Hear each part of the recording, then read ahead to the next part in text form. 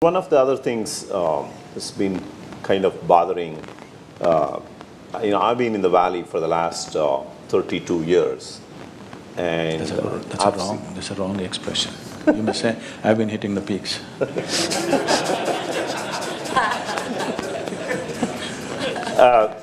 One of the things that has not happened or happening at a very slow pace, right, is the women leadership.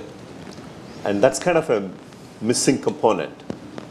And this is something now, there is a big talk going on, especially with the Facebook CEO writing a book called The Lean In.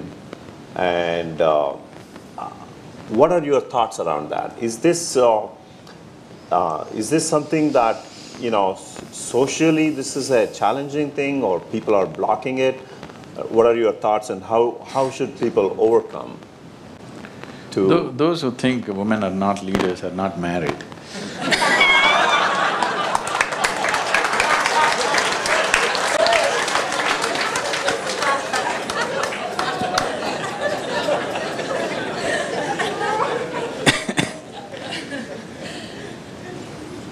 Do you agree with me? So, I feel leadership should be free of gender. You don't look at a leader for being a man or a woman. You look at them for what qualities they exude. Why should you bother about what is within their clothes? Why are you concerned about that? That concern is only in one area of life. You should not have that concern with what is behind their clothes.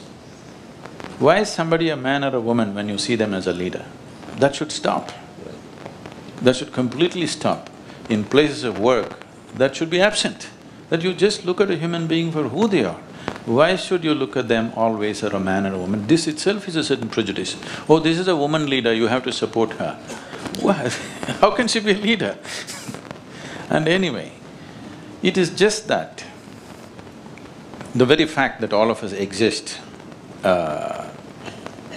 we came out of a woman, so naturally, biologically, she has a little larger responsibility than a man, okay?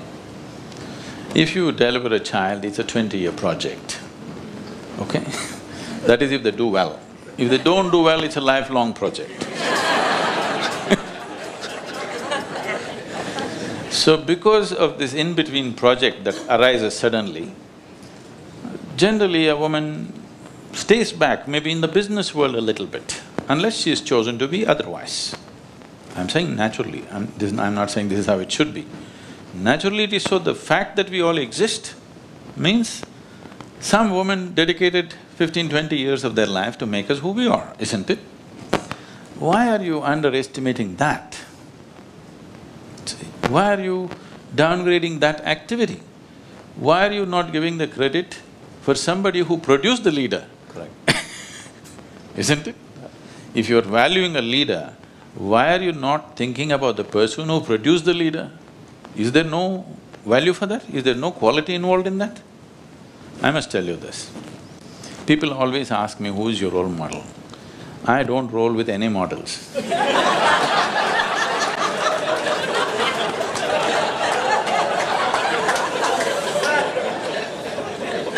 I say, I have no role model. I have no such thing. But who made you… who made maximum impact on you?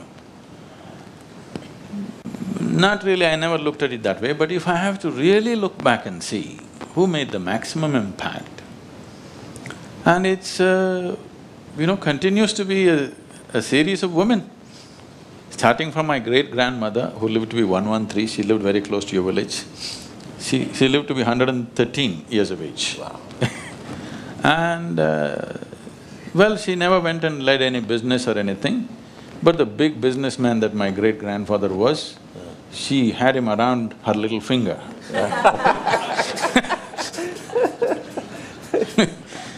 So, the leader's leader. Correct. The leader's leader… In the house. Maybe she chose to remain in the house, but do not underestimate the impact of that leadership. Any number of times this man in his adventure could have gone crazy and gotten lost. Those times, the person who held them back and encouraged them at the right moment, having a sane woman behind you. It's very important, I'm saying a sane one. She may be crazy about you, but she must be sane. This is the expectation of a man. You want her to be crazy about you, but you want her sane. But a lot of women fulfill that. And my own mother, she always lived as a housewife. You know, her life was simply dedicated to the 4 children that she had.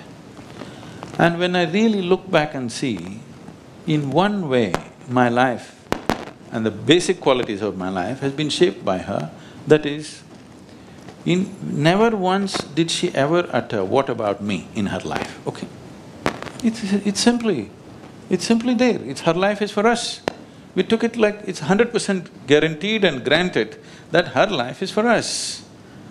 And just that quality, that somebody never said, "What about me?" and she always remained joyful and peaceful and singing and, doing just what is needed.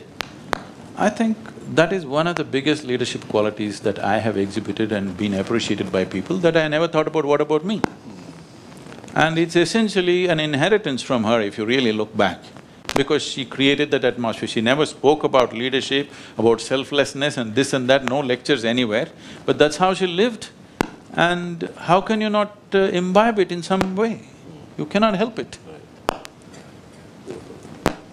So, by the way, if any of you have any questions, please raise your hands. There are volunteers who have microphones, and feel free to ask any questions to… No, right now what I said may be misunderstood and I may be in trouble with women in America.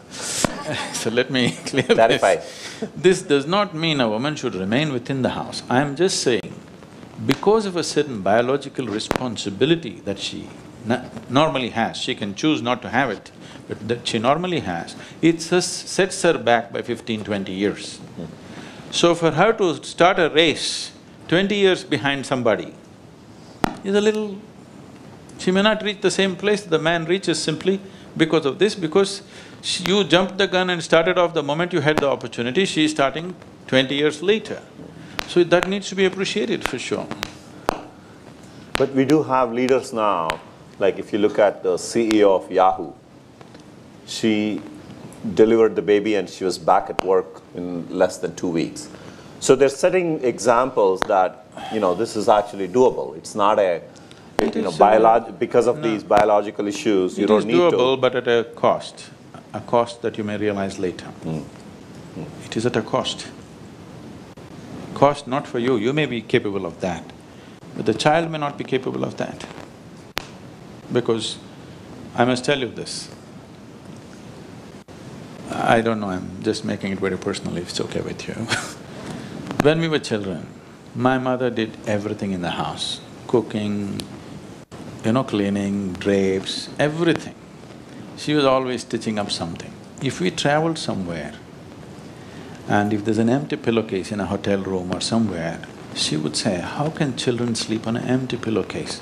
And she would just pull out her needle and stitch one tiny little green parrot or one 4-petaled flower. Even now, it's so deeply in my mind, looking at that tiny little parrot like this, I would have fallen asleep many times. The tiny little parrot is not just a parrot. That expression makes you who you are. Today, those little things that I do, I don't do any great things to these people. Those little things that I do, they value it so much, this is just a multiplication of those little parrots that I saw on the pillowcase. Just for one night we were sleeping somewhere, but she would say, "How can children sleep on an empty pillowcase?" And she would stitch up one tiny little parrot. And do not underestimate these things. My father was a wonderful man, he was the one who brought all the resources to the home. But when I look back and see, I can imagine my home without my father very easily. But I cannot even imagine my life without my mother. So, the values that we are setting need not… the value of success need not always be measured in terms of economics. It has to be measured in terms of life. Very nice, very nice.